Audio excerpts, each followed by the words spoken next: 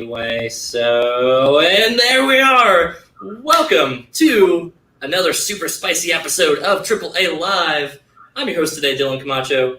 Today with me is not one, but two new hosts on this one. Nat, I'm going to let you start with that, buddy. Oh, I got it wrong. Nat, there we go. We're here. My name is Matt. You obviously know me, but let's not bear the lead here, Dylan. For the first time ever on this show, we have a non-Asian guest. For the first time ever, we wanted to make it a big deal. Who better than the one and only Jeff Sneider? Hey guys, thanks for having me. I may not be Asian, but I'm Jewish, and when I was in middle school and high school, there was a Jewish-Asian alliance because we were all the smart kids. Right. Same. So, Jewish-Asian alliance, that sounds... AAA. Nat, what does AAA Live stand for today, buddy? Today, AAA Live stands for Amy Adams Army. Amy Adams Army. Yes. All right. There you go, chat. Amy Adams Army. If you thought that she was great in Batman vs. Superman, let us know in the chat. Yeah, of all the movies, you just had to pick that one. Yeah, that's the first one that came to mind. I don't know why. I know why. Yeah, there's a bathtub somewhere that knows why. But all right, let's get into it, guys. So, firstly, Jeff, you're right. Welcome to, I guess, you know what? For just tonight, we're not AAA Live. We're going to be JWA or Jewish JAA? Alliance. Yeah, JAA, Jewish Asian Alliance. This is the first and only episode where we're going to do a JAA episode here with Jeff Sneider, the all-Jewish person here on the show. We don't care about minorities or anything like that, but we do be really picky about who we have as guests on this one. So hopefully you feel honored to be a part of breaking down some competitors. Yeah. Let me ask you, with the Asians you went to high school though with, did you have to call them by their full name? Because we always did. It was always David Chu or Bobby Lou. No one ever called them David or Dave or Bobby. It was David Chu. Yeah. Bobby. Yeah, it's always Dat Fan or something like that. You have to do the full names, but the syllables always roll off the tongue really well, right? Like Nat Vu. Oh yeah. Right. Usually Asian names are really short, so that's why like my white friends are always commented like their last names are so long and my last name is just 2 letters. Mm-hmm. Okay. Listen, and like Filipino last name, true and true, but Camacho, man, I tell you, it rolls off the tongue. Asian syllables are just nice. You just want to pronounce them, right? Mm-hmm. Right. I agree. Smooth. Oh, yeah. Okay, we're not going to start getting into food, guys. That's dinner time for me up in the future. But welcome to the Low Main Podcast. Today, we are going to be breaking down Ben Bateman.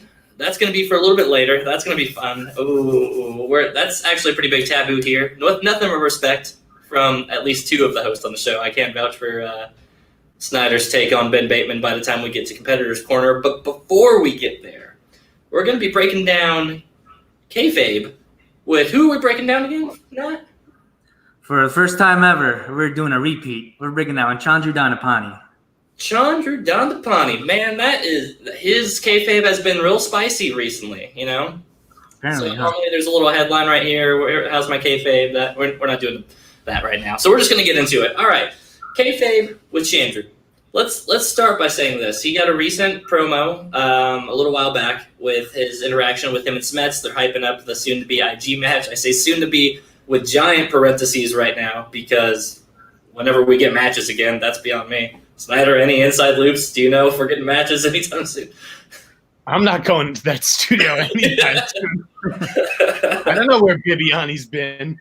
That's a pretty valid point, actually. Not just Bibiani. There's a lot of people. I don't know. That should be a fun game later. Who do we think is most likely to infect everybody with the coronavirus? My bet is on Lon Harris. Definitely Jen Sturger. Jen Sturger? Okay. What's the pitch on that? Before we get into Chandru, what's the pitch of Jen Sturger? I'm curious on this now. Everybody likes being a little too close to Jen Sturger, don't they? Valid point. You know, definitely not 6 feet. All right. Yeah. All right. She's got to interview everybody. She's got the microphone up in their face. Passing it around. She's a real carrier right there. That's a contagion, that one. Jen the Contagion Sturger. Yep. So that will not stick. Don't let that be a thing that sticks. If anything gets clipped from the show, please don't let it be that. Jen the Contagion Sturger. We love you here, Jessica. We promise. But, all right. So, back to Chandru. We're talking Chandru kayfabe today, guys. Where do we start? So we have Chandru. Man, listen, I love me some Chandru. I don't know where to put the boy right now. He's greedy with kayfabe right now. He wants it all. He's at the buffet. He's taking a little everything. He has that smile and all the body language of a face, but he's spitting heel lines every other thing. I don't know. What's your guys' take on him? Let me tell you about Chandra, right? My position on him has not changed since the first time we covered Chandra. He is a babyface through and through, and I will stand by that. I don't think he's a heel at all. I think babyfaces are allowed to trash talk. Like, who made up that rule that babyfaces are supposed to be Boy Scouts and Brandon Meyer types? Like, I don't see how he's a heel. The only people he's trash talked so far are heels or tweeners. Fair. Sneider? If you have to wonder, boys, he's a heel. Ooh. Okay. If you're questioning it, it's heel. And heel recognizes heel. Okay. Game recognizes game. All right. Chandra's whole thing is making you like root for him every now and then. But yeah, you can tell by the way that just he talks and carries himself. This dude's a villain. He's a bad guy. So you mentioned the heel recognizes heel thing, and I'm kind of with you on this one, Sneider. I think that he's, you know what I realized? Chandru is doing what Ben Bateman wants to do, right? Ben Bateman wants to put on like he's a face, but then he slowly has that heel stuff that you just can't get rid of that heel stink to him. Ben's had that attached to him for so long. There's no way you could play him as a pure face, and I think Chandru right now is kind of in this way where he's getting what he wants out of both sides. He's playing that face stuff just with positive energy, but then he goes in and shit talks the entire time. Now, granted, there's a big asterisk there, and that brings up a good point. He's playing other heels. He's just giving them back what they're serving up to begin with. But I don't know, man. Some of the stuff I've seen with him and Brandon Hanna, that rivalry has gotten so wild at this point. Like, yeah, but Brandon Hanna, what is he? He's a face. Brandon Hanna? No, Brandon Hanna is the hitman. He has to be a heel. He's full on in the because of his nickname.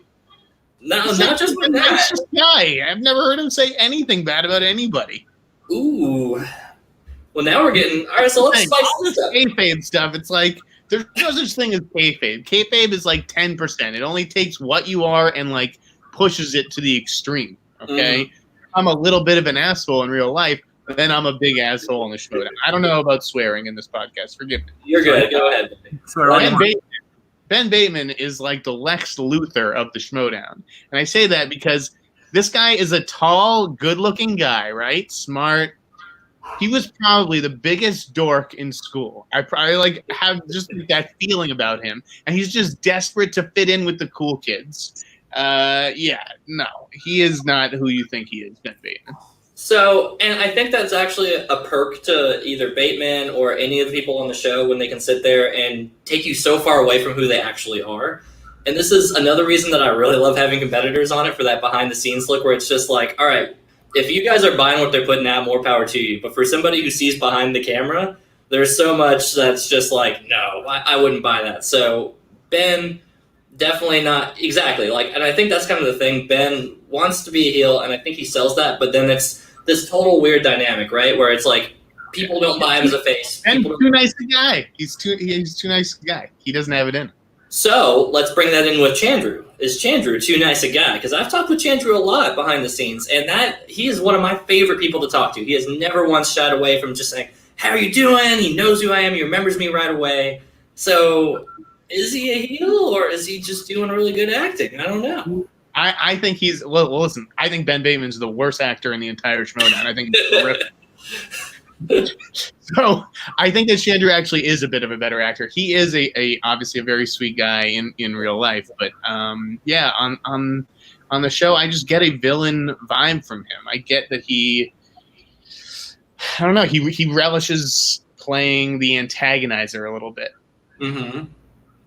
So now you're 2-on-1, buddy. This is an awkward place for you because I'm sorry, I just can't agree. Like, to me, he's just a babyface with edge, and there's nothing wrong with that. Like, you need people like that in the league. You had before his time, you had Jason Inman, who was also he was trash talking all the heels, and no one ever disputed that he was a babyface. So to me, I feel like there's more face qualities to Chandru than there are heel qualities.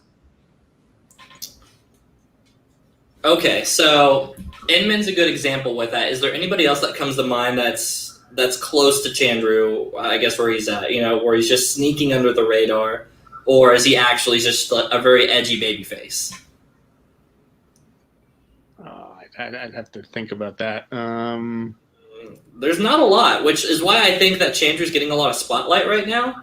I think that he's tiptoeing the line very well right now, and I think that's great. Like, this is definitely a brag on Chandru kayfabe talk right here, because I think what he's doing, regardless of where you put him on the spectrum, is super. It's smart enough to get us talking about it, and it's not just us. The Facebook's been lighting up with it for a while. Everybody's playing the game. Even in the promo with him and Smets is like, I'm going to reveal you for what you are.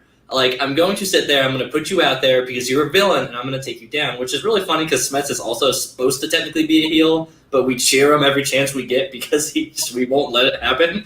Like, oh, man. I can't wait for just the kayfabe of that match, just see how that all pans out. But, I mean, Smets seems like he's going to reveal him. Sneider seems pretty in on it. Now, what do they got to do to sell you? Okay, let's do this. What do we got to do to sell you that Chandru is actually a heel? Or what's Chandru got to do to sell us that he's a babyface? See, that's a really tough question. Like, how do you make someone a heel? He has to turn on his fashion, but that's not like to me, a babyface character is as good as the people who surrounds himself with. And Chandru surrounds himself with babyfaces. So as long as he's associated with swag, I can't see him as a heel.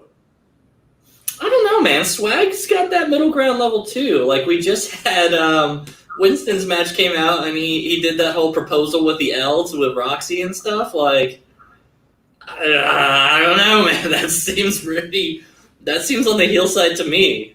Well, that's an argument for another time. I don't think he's a heel either. Maybe I'm just like the Alex of AAA Live, where I can't tell the swingers a heel from a face. But like, to me, I really feel like Chandru's a face. Like, I just can't see him as a heel. I mean, that's and I think that's fair. I think I don't know, I'm just convinced he's a wolf in sheep's clothing right now, and I love that he is. I want him to be sitting there and then getting in there and then toying with people and poking it, because that plays a lot into our competitor's corner segment we'll be getting here shortly.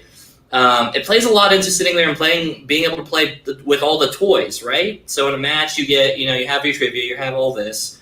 And Sneider, I love having you on the show because I constantly reference your use of kayfabe in the match to sit there and kind of give you the competitive edge. So true or false, heels just have more to work with to be able to do mind games in the middle of a match. Like, yeah, absolutely. I mean, for a face, it's all about sportsmanship and respect, and a heel has the do whatever it takes to win mentality. Exactly. Something that I feel like you have trademarked better than pretty much any other competitor, and I'm not just saying that because I have you on the show right now. You can check my previous videos in AAA Live to say I have backed that. I think Sneider is truly one of these people. Bateman's definitely right up there as well, which is why I think it's going to be a great discussion here shortly. But, heels just get to have the mind games. They get to have a little bit extra stuff. Firstly, I want to also chime in to say, Video Drew says, hey, Jeff, while in the chat. I see you there, Video Drew. Don't you worry. I see you hollering, girl. So, Video Drew, also another person who I think puts kayfabe and just takes the whole dynamic and throws it away and uses that excellently in a match, where she's not necessarily face or heel. I don't want to put her into a box. But that uncomfortableness, that unease that she can bring into a match, just being to make people disengage, I think does wonders for it. And that's why I love the kayfabe side of the show, because you sit there and if you're doing it well, it's more than just trivia. It's always just been that, and people who watch the show know that. So seeing somebody like Chandru sit there and get a cake that's a face cake and eat it like a heel, just do that all day, man. That's top level play. I think that's what you need to sit there and really be pushing the envelope for a championship level play. Thoughts? A heel, Alex, is someone who does not care what other people think about him. Does Chandru think about what other people think about him? Has he addressed the whole controversy behind his alignment yet? No, Chandru's smart. He doesn't touch this stuff with a 10-foot pole because he can't show his hand. Like, no. He's super quiet behind the scenes with this stuff, so I think that's a big play on that. I don't know, guys. Let us know in the chat what you think. Do you think he's full-on babyface? Do you think he's super heel in disguise? Do you think he's maybe a tweener somewhere in the middle, and he just wants to do whatever he wants to do? Chandra cares immensely what everybody thinks, though. Says Alex. Dean Morgan. One example is how Jeff blocks a lot of people on Twitter. I block people, Dean, because no one's paying me to be on Twitter. Okay, if you want to like talk shit to me, why are you even on like the platform? Why are you following me? I don't need any of these people. I have more than enough followers, and that's why I'm very liberal with the block button, because life is too short. There's your scoop, everybody. Dean Morgan, you heard it here first. Now you know why. Chandru wears a fake case cover. Yeah, we're getting some Chandru as a heel who wears a fake face cover. He cares what people think about. He's an undercover heel, for sure. I think he's an undercover heel. I just think Nat hasn't seen it yet. He hasn't seen the costume ripping yet. I want to see the I'm sorry. Oh, we'll see it. We'll see it. Whenever we get the Smets Chandru match in 2021, man, that's going to be a fire match. Like, next year is going to be great. I don't know when that episodes are going to happen again, but this is terrible replacement porn. All right, Drew. One more button for you. Thank you, Drew. We are getting those ratings now. Tune in, everybody. We lost a button on this one. Oh, boy. The sexiest show on the Call to Action podcast channel featuring Jeff Sneider. All right, guys. So we've been talking kayfabe for a little while now. Let's get into the meaty stuff here. Nat, what's that next segment, buddy? We will be doing Competitors Corner, which is basically a segment we have where we break down a competitor's strengths, their weaknesses, and we basically can create a guidebook for how to beat them. Mm-hmm. We've got a full-on study guide stat breakdown on Ben the Boss Bateman, and that's a taboo thing to have on this channel because we're an action family and we're not supposed to be revealing all the secrets. I get that. Yeah. But we were having Jeff Sneider on, and he seems like a guy who would have an opinion about Ben Bateman. So we are selling out for all the views and all the clicks and making sure Ben Bateman's weaknesses come up as relevantly as we can get them. Now, let me disclaim already off the bat, everything's done with 365-day window. So this is April of last year to April of this year. And Ben, man, that's one of the things with having top-tier competitors to break it down. You have a hard time finding weaknesses with people like these because you guys are studying up, man. You're making it hard for us to do this show. I got to start doing rookies here soon to just have obvious weaknesses. But we like a challenge here, and we want to have Jeff Sneider to have an opinion on somebody, which I think he probably has an opinion on every Schmoedown competitor, if I'm being totally honest. But let's dig into Ben Bateman's stats. So let me pull him up real quick. Shout out to Meg, by the way, Megan McCurley, who provides us with her stats. She does great work every other week. So, yeah, shout out to Meg McCurley, who does all the stats. We're going to lose our pretty faces for just a second here, just so I can run through these real quick. So, Ben Bateman, in comparison to everybody in the top 10, top 11, Jeff Sneider sneaking in on here. Let's look on that. So, round one average, he is third. With the 7.3 average in the top 10 categories. Average after round two, he's actually ranked first with an average of 15.3 points. Season accuracy, he is ranked 5. Accuracy after first round amongst most competitors, he is tied for third with Ethan Irwin and Dan Merle. And amongst second round average accuracies, he is ranked 5th. He has a combined knockouts of 4 from this previous 365-day season. And here's where the real meat and potatoes is. This is why everybody likes to tune in, right? Let me get the screen share going. So hopefully everybody can read all of that. But for strengths, obviously, we have your movie release dates. We have 2010s, action adventure, fantasy sci-fi, horror thriller. We also have honorable mentions for dramas and Oscars. But there hasn't been a whole lot of questions for him in those recently, so these are the ones that have come up. On the weakness side of things, we have our classics. 33% total on this one. He's getting 1 out of 1 for round ones, but he's missing steals, missing that. That's probably coming a lot from his title match with Oyama. Meg's pointed out that family films goes over a couple of categories, except for Pixar, which he does pretty well in. But family films is definitely the big jarring weakness she pointed out. Natalie Portman, he also has some kind of drops in that, but animated and comedy, he's still nailing about 79% of all those questions.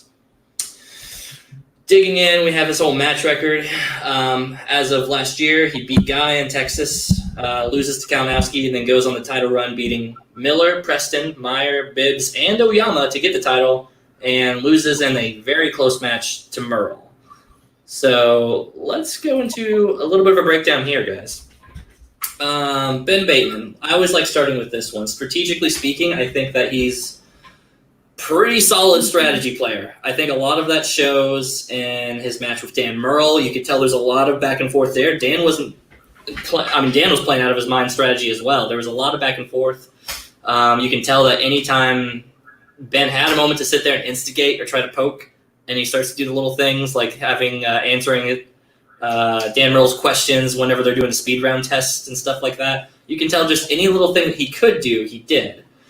And while I don't think it did the most work in that match, he fell 1 point short and he did end up losing. He's still doing work there. Megs points out that the deeper category questions, if you're looking at Natalie Portman, so character or actor-specific categories, family films, these are the ones, the deeper layer questions that tend to be the ones that trip them up, which makes sense. Most people usually get pretty good around 1 averages. I've been talking for a while. Jeff Sneider, you see all these really interesting, incredible stats. You've got, I'm sure, a match coming up with him eventually. Let me take all the stats away. What's your take on it? If you're playing Ben Bateman, what is your strategy to take him out? You don't have to show too much because he might tune in and watch this one episode, I guess. I don't know. I think I would give him horror thriller. He does not like on at all. He seems like a real which is to say, he's not seeing the more obscure movies. So, like indie movies, I'd probably give him as well. Ben Bateman is a player I respect, and Ben Bateman is a player who works very hard. I've seen his little study guide, and the way that he puts everything together on the computer. But yeah, I don't have a study guide like him or Roca. I think that they're both way too into preparation and strategy. I just know what I know and don't know what I don't know, which is, how I lost to Bibbs, where it's just like, I don't know. I didn't give up. You just don't know the answers. Ben Bateman, he doesn't scare me. Like, Roca definitely doesn't scare me. Doesn't scare me. Riley doesn't scare me. The guys who scare me, Dan Murrell doesn't even scare me. The guys who scare me are the people who know a little bit more about classic film, like McWeeny and Bibiani, who are critics, who are seeing everything. And when I say critics, I mean people who actually write criticism and don't just go on YouTube and talk about movies, which isn't to say that's not criticism, but what Bibiani and McWeeny do is a completely different thing than what most people in the Schmodown do. Let's be honest. Yeah, I would say it's fair to say that they're more, I don't want to say professional critics because I think that's a slight to anybody doing like YouTube stuff or putting in stuff like that, but they're these more established critics, right? They've been doing it for a lot longer. They have that written criticism versus YouTube criticism, and I think that those are different art forms. Sure. Medium totally matters with that, I think. But yeah, I think there's a super valid point where and I think that does tend to be the defining edge. If there's a spectrum for like smart competitive players that are going to be using like kayfabe heel strategy, stuff like that, I think that's one side of the spectrum. And then you have these almost like just all-in knowledge types, right? Like exactly as you mentioned. You got like your McWeeny, Bibiani. I'd even roughly put like an Ethan Irwin in there, somebody who is just extremely knowledgeable on things and is very, very like has that stuff locked in, stuff that you shouldn't, like most people shouldn't even have heard of. You've got that kind of type of mentality in there. Ben, I think, does his best to try to be a little bit of both. He's very well rounded and he meets very well in the middle on definitely having that competitive edge with using the strategy on one side, but he's definitely not a slouch in his knowledge base either. I mean, the stats show that across the board. That's definitely for sure. But would we say, so this is, and it's fun in this discussion because there's not a lot of times where you get a player who's going to use that heel mentality, those heel tricks, and have that used against him. Now, Jeff, I think this is an interesting dynamic for you because with you and Ben, you are both players who use that as your strengths in a match. So do you think that he's somebody who can be gotten to with kayfabe? Ben? No, no, I actually don't think so. Ben he's sort of like Brady, where like he can block everything out. Mm-hmm. I don't think Ben is terribly susceptible to that kind of stuff. Yeah, but like he definitely took a page out of the Sneider playbook with his challenges and whatnot. Like I don't blame him for challenging the Andraco thing with what was it? Oh, the Alba one. Yeah. Right. Alba, Yeah. Alba, yeah. Like I don't blame him at all. It was a smart play, and I would have done it too. So when Mark got all upset at him, it's like, hey man, that's just the game. And all you have to do to stop that is to write Alba to write Elba instead of Alba. Mm-hmm. But yeah, on the whole, I don't know. He doesn't seem very penetrable, so to speak. Right. And I'm inclined to agree, Nat. I mean, would you back that? It's not like he gets a lot of opportunities to be on the receiving end of it, but yeah, I'm inclined to think that he's been doing it long enough that he's got a pretty meditative focus in a match. Yeah, I mean, I would definitely agree. You saw the match against the guy in Houston. Like, he didn't let any of that trash talk phase him at all because he knows that this is a game. He knows that people will do whatever they have to do to win because he's a strategist at heart. So he knows how to play the game. He knows that other people are going to try to use his own tactics against him. So I don't think that's going to work against him. I don't think that Ben Bateman, while he is knowledgeable, I don't think he's the most knowledgeable. And we've seen that with stats. Like, the people we've covered the last few weeks, like, we've seen their weaknesses. They're like at like 85% accuracy. Like, yeah. Ben Bateman's weaknesses are a lot more glaring. I think the thing with Bateman is that he's a master strategist. He if you look at his round 2, which is a round that you have to arguably have to put the most strategy in, he does so well in that, and that's his best round. So I think you have to come in knowing that when you're going up against him. Do you guys agree with me that Bateman is not a genre guy? The same thing with Rocha. These guys are not sitting watching horror movies at home. No, yeah, I would agree. I would say that he's not somebody who – I think his strengths obviously say that, but it's interesting, though, that he's at least knowing what horrors that he needs to watch for the Schmodown because it's in his strengths as of this last year. He's 93% accurate, 13 out of 14 questions on it. So I don't think that – Which category? And horror thriller. Oh, okay. Well, maybe that's because the questions have gotten so easy this year. It's a goddamn ridiculous. That's true. The recycled questions could have a big part to play in that stat change. One thing when we were doing before this whole new season started, we were saying, it's going to be interesting to see the stats rise overall just because we're getting a lot of these recycled easier questions. So it's not even about recycled questions. Like in those 2 matches that I played against Ethan, against Bateman, if you redid the stats so that they're not a full year and you did them from like the last 4 or 6 months or something, I bet you I'm number 1 at all of them because I missed one question the entire time. Like, the questions are too easy, and it's because Christian wants people at home to know the answers and be able to play along, which is why I have lately preferred Video Drew's trivia, which is much more in depth and really tests whether or not you've seen a movie. Yeah, I mean, and I think. If we're looking at the 2 dynamics, and I'll say I've been doing better in my round 1 performances as a viewer. So I mean, there's definitely some truth to that. Yeah. Video Drew trivia. That's the true championship waiting to happen, guys. That is deep cuts. Go check out Video Drew's channel. As a side note, I just want to say, I've never gotten close to a perfect round 4, and I still haven't, but I've gotten closer. So yeah, the questions are easier. Right. I was about to say, I should never get a perfect round. So if I get 7 out of 8 on any given match or whatever, I'm gonna be like, okay, the questions are getting easier. I'm playing at home now, and I get that there's a good appeal to that. But at the same time, I don't know. I don't want to see it curve the performance play and see perfect rounds every other match either. Though if these high level plays, we're gonna sit here and see Sneider Bateman matches go 8 out of 8, 9 out of 9. Almost every other time, especially with the top tier competitive players, we're going to see a lot of that curve. So let's go back into the strategy breakdown with Bateman really quick, though. So round 1, he's obviously performing really, really well. Round 2, surprisingly, he's getting almost 100% on that. His percentage is some of the highest that we have, which is actually, I think, speaks a lot to what Nat said earlier. Round 2 in a 3-round match, I think, is going to be one of these ones. That's where the strategy is going to come in the most. You get to pick what category you get. Do you spin again? We get into these ones, and I think he's done a very good job of edging out away from the categories that he knows are going to be naturally more in-depth. So when I say naturally more in-depth, we're looking at specific actors, not directors. I think he's going to know director ones pretty well. That seems like a thing he would study. Mm-hmm. But if we get into genres, I might 50% agree with Sneider and say that, yeah, Ben Bateman wasn't a genre guy, but I think he's a dude who's obviously studied it, and that horror thriller percentage says a lot about that. Were there any other categories that have stuck out to you in the past, like genre-wise, that you've said, oh, yeah, that's something that Bateman will just lose to if it's on a wheel. No, I mean, I think it's clear in the stats that he doesn't really know a lot of older movies. Classic are a weakness. Can't even, get steals on that kind of stuff. I mean, I think that I think he's a really solid competitor. I wouldn't put him in the Mount Rushmore or even close. I don't care how many matches he's won in the last year.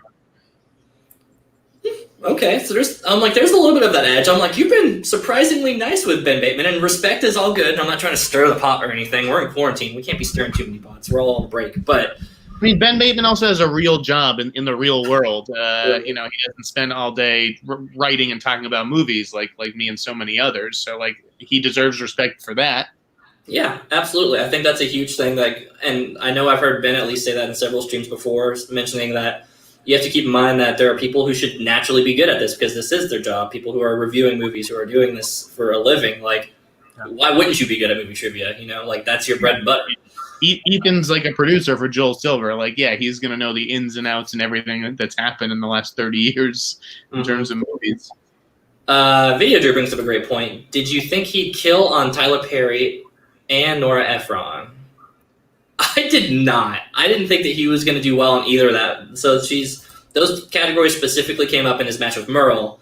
And I think he went perfect in the Nora Ephron one, if I remember right. I could pull that up. And he got the Tyler Perry question. That was the betting round one. Why don't you pull up one of his singing videos and we can all just jam out to Ben Bateman's trying.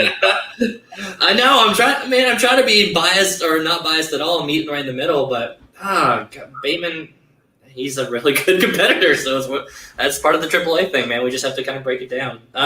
If you stay tuned at the end, we might pull up a singing video of Ben Bateman. I'm sure we have several on hand. Please don't. Please spare us all that. Video Drew says time after time. Oh my god, right? He does take Nora Ephron in that one. Okay, I did want to double check on that, but okay, so let's get into the actual strategy then. So round one, if you want to get at least 7. I don't think you want to lose steam behind Bateman in that. Round 2, I mean, family films and very specific. Categories seem to be the way to go. If you're going to give him something that's less broad and very more in-depth on that. Do your best impression of Bateman. Video Drew, I love that you're derailing the show right now. I'm totally fine with all of it. Did I see Warrior? Ben Bateman with us. That's amazing. Oh my god. Ben Bateman cameoed on the show to talk about stuff. I'm a terrible actor. Don't let me ever do this stuff. Sneider, we're going to get more. Okay, firstly, we're going to get more impersonations here towards the end of this episode. Let me finish this thought real quick. So, round 2, I think hitting, family films. That doesn't surprise me. I feel like that's the death of a lot of people who don't have kids. Outside of Pixar he seems to be doing pretty well. Actor-specific ones, classics, those 3 tend to be his biggest weaknesses. So I think saddling him with one of those, if you get an opponent's choice, is the smart way to go. Round 3, you just pray that you're ahead because he's getting the 2-pointer. He's 100% accurate with that. He's 75% accurate with getting the 3-pointer, and he's 50% accurate with the 5-pointer. So with that in mind, be ahead. The dumber, the harder the questions get. And that's why I, Jeff Sneider, I'm the guy who has the most correct answers on questions that no one else has gotten in the first round. I get the hard questions. Okay. It's real easy for Ben. Think of that, 50%, right? That factors in his BS 5-point question about Contagion, doesn't it? What a BS 5-pointer that was. Give me a break. So his percentage would probably be even lower if he got a real question there. I mean, that's entirely accurate. And I remember even thinking, watching during that match, having a movie so relevant to cultural reference right now, how were people not talking about that movie? I was okay. It was, and it's again, the question may have been written 6 months ago, 8 months ago, but Contagion was in the top 10 of iTunes on the day that match was taped. It's a pretty lucky study strategy right there. What was your guys' 5-pointer on that one? Do Do you remember? It was Obvious Child. Obvious Child. Yeah. Okay. And it's like if I ask Ben Bateman who directed Obvious Child, there's no way he's going to know that. Chat, let us know if you think Ben Bateman will get that answer.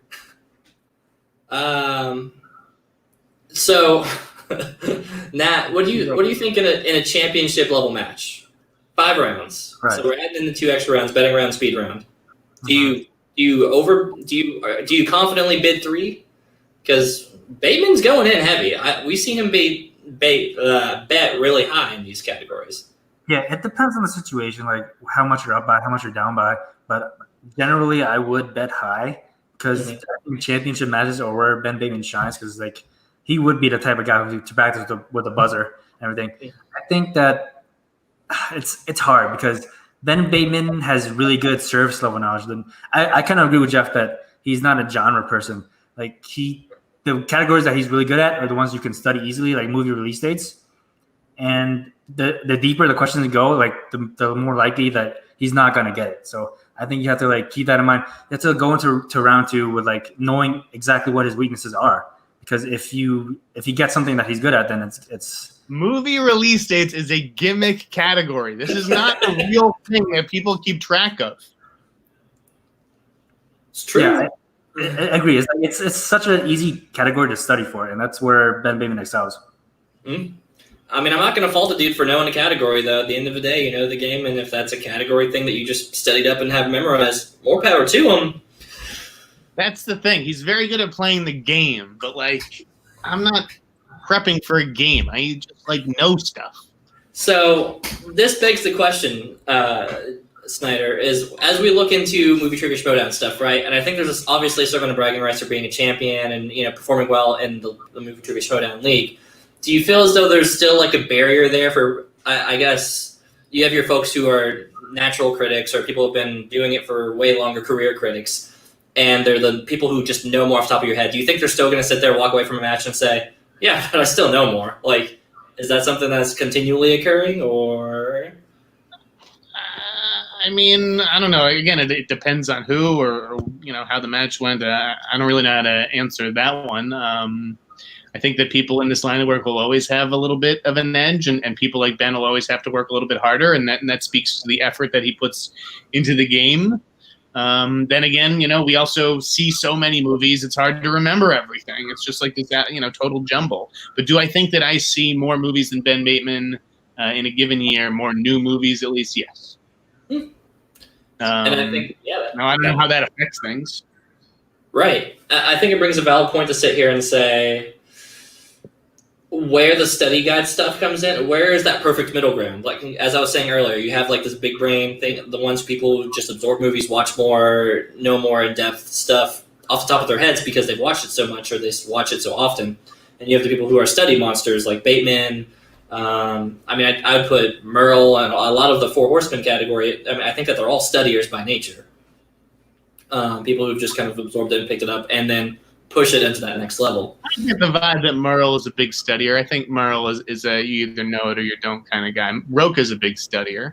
Yeah, Roka, I would agree with that. Merle, Merle is in a relationship, right, with another competitor. So like their conversation, they can just talk about movies and quiz each other all day long. Like if I tried that with my girlfriend, I'd be out on the street.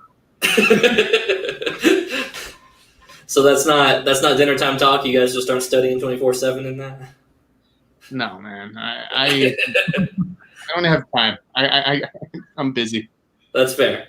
All right. Well, I mean, I think that covers up a lot of it. The biggest things that are takeaways with some of the top tier competitors is, generally looking at where their weaknesses are, how they're improving in categories you wouldn't figure they're good at. Horror thriller was a surprise for me as well, seeing him have that percentage accuracy as high as it is.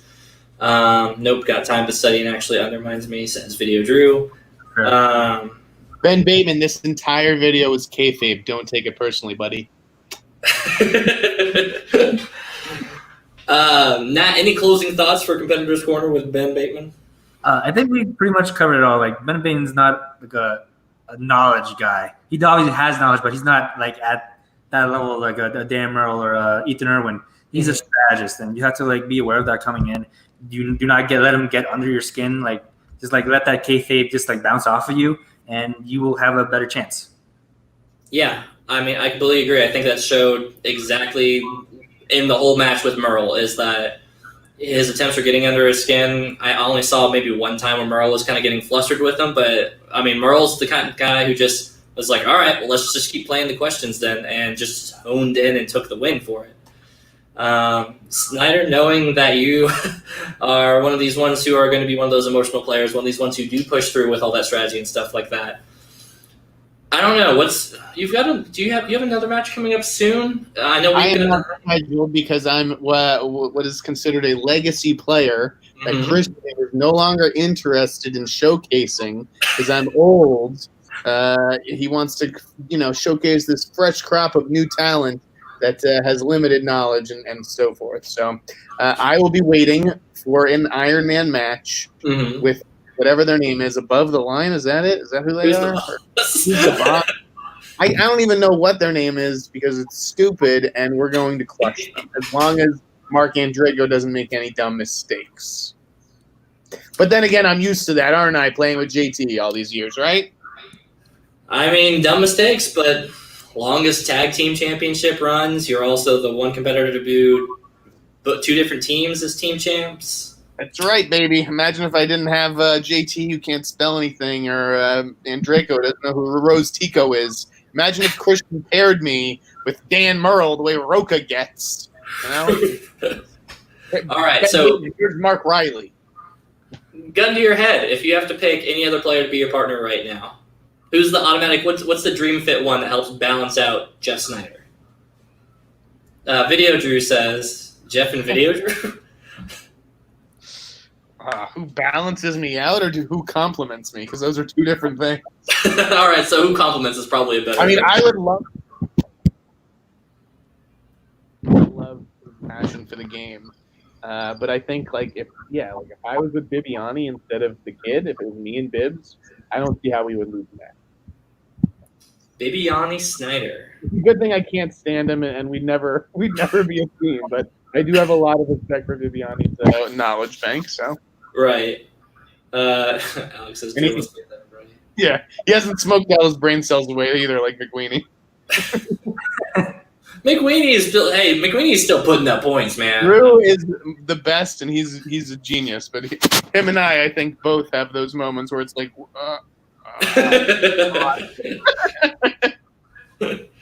I mean, I'm guessing it doesn't get any easier with the time either. You're just like, well, the brain's not getting any better as they We've both lived too much Hollywood history. We forget it all.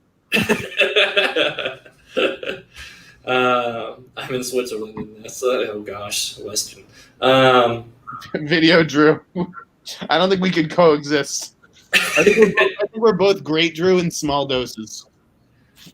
See, I don't know. Now that Video Drew brings that up, I think the mental gymnastics that would have to go into playing you and Video Drew as a team would be just this over the top thing. I think it would take off. We'd be flirting with each other too much. Too much chemistry there. Love it. On that note, we'll wrap this up, guys. Yeah. We'll go ahead and do our plugs and wrap it up. Anyway, guys, that's our show for today. Nat, where can they catch you at, buddy? You can find me on Twitter at NattyIce44, on Facebook, NatVoo.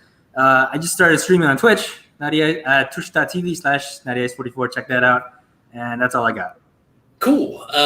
You can catch me at CAMACH Octopus on Twitter, and you can catch me in Nat streams because he's streaming on Twitch now. Support Nat, man. He's playing Star Wars Fallen Jedi or Fallen? Yeah. It pisses me off so much. I hate it. Yeah, I know. I went back and saw a couple clips, and you're just swearing at the game. I love it. Go check out Nat on Twitch. Jeff Sneider, where can they catch you at, my friend? At the Sneider on Twitter, Instagram, Cameo, and in whatever garage Video Drew is living in these days. All right, guys. Well, that's our show. If you want to know the exact coordinates of whatever garage Video Drew is in, let us know in the comments below. If you enjoyed this video, make sure to hit the thumbs up with it. And make sure to subscribe to the channel if you haven't already. We're always putting out Schmodown content. Even when Schmodown's not even putting out matches, we don't know how we're doing it either. We've got a upcoming stream coming up on Sunday. You'll see more news coming up on that. Check out our Twitters for that at Call to Action Pod. Otherwise, you can catch us in another 2 weeks. We'll sit here and break down another competitor and break down another competitor's kayfabe. I dare you to break me down. I will fucking find you. That's fine, Sneider. You won't watch this show after you're off of it. It'll be okay. That's our show, everybody. We'll make sure to tune in here in 2 weeks. See ya. Thanks for having me. No problem.